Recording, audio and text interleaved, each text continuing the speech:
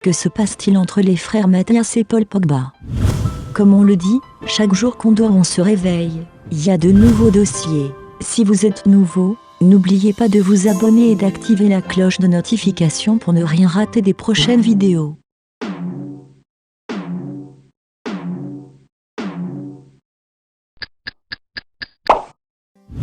Aujourd'hui nous sommes avec un dossier français. Il s'agit de la famille Pogba. En effet, depuis un certain temps, une vidéo fait le buzz sur les réseaux sociaux. Il s'agit d'une vidéo de révélation de Mathias Pogba sur son frère. Je vous laisse suivre. Salut à tous, ici Mathias Pogba. Je vous fais l'annonce que bientôt je vais faire de grandes révélations à propos de mon frère Paul Pogba et de Rafaela Pimenta, son avocate, son amie, sa confidente, celle qu'on appelle aujourd'hui la femme la plus puissante du football et que mon frère appelle sa seconde mère, comme si une mère ne suffisait pas. Pour ceux qui ne me le connaissent pas, je suis footballeur professionnel et aussi le grand frère du champion du monde Paul Pogba, jouant actuellement à la Juventus de Turin, après un passage décevant à Manchester United. Je pense que cela ne nous a pas échappé avec le battage médiatique autour de son transfert et de ses déboires à cause de sa blessure, sans parler de son documentaire catastrophique, noté 1 sur 10. Waouh! Actuellement, mon frère se rétablit dans l'objectif de participer à la future Coupe du Monde qui se jouera dans pas longtemps, comme vous le savez tous.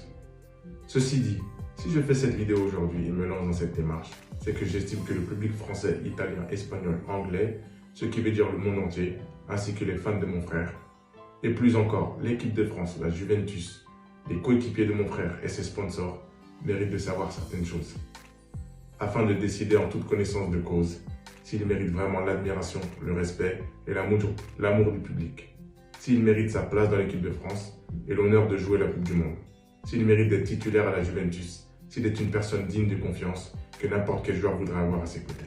Et enfin, est-ce qu'il est digne d'être pris comme représentant et modèle pour la jeunesse du monde, des quartiers populaires et bien sûr par les grandes marques. Aussi, ce que vous apprendrez à propos de Rafaela Pimenta, son avocate, sa seconde mère, vous permettra de vous faire une idée sur son intégrité et son professionnalisme, sur sa loyauté et de savoir si elle mérite de prendre la relève dans l'écurie Mino Raiola. Cela permettra aux joueurs de l'écurie et à ses clients de savoir si elle mérite de les représenter et veiller à leurs intérêts. Et pour les futurs joueurs prometteurs, à la recherche d'agents et de représentants pour leurs futurs contrats, est-ce que Rafaela Pimenta et l'écurie Mino Raiola se soucieront vraiment d'eux et de leur famille? Est-ce qu'ils sont des options fiables et intéressantes? Je pense que ce que j'ai à dire risque d'intéresser beaucoup de monde. D'ailleurs, je vous parlerai aussi de choses très importantes à propos de Kylian Mbappé, la star du football mondial. Et il y aura des éléments et de nombreux témoignages pour confirmer mes propos. Tout ça risque d'être explosif et de faire grand bruit. Aussi, je présume que vous avez beaucoup de questions et que vous vous demandez les raisons de mes actions. Tout sera révélé en temps et en heure. Alors, abonnez-vous, partagez en masse, commentez et surtout, restez à l'écoute. À très bientôt. Certaines personnes ont remarqué les tremblements de la feuille qu'il tient en main. D'autres disent qu'il serait kidnappé. En tout cas, c'est une hypothèse à ne pas écarter. Que pensez-vous de cette hypothèse? Mettez vos avis en commentaire. Et c'est tout pour cette vidéo. N'oubliez surtout pas de vous abonner et d'activer la cloche de notification pour ne rien rater des prochaines vidéos.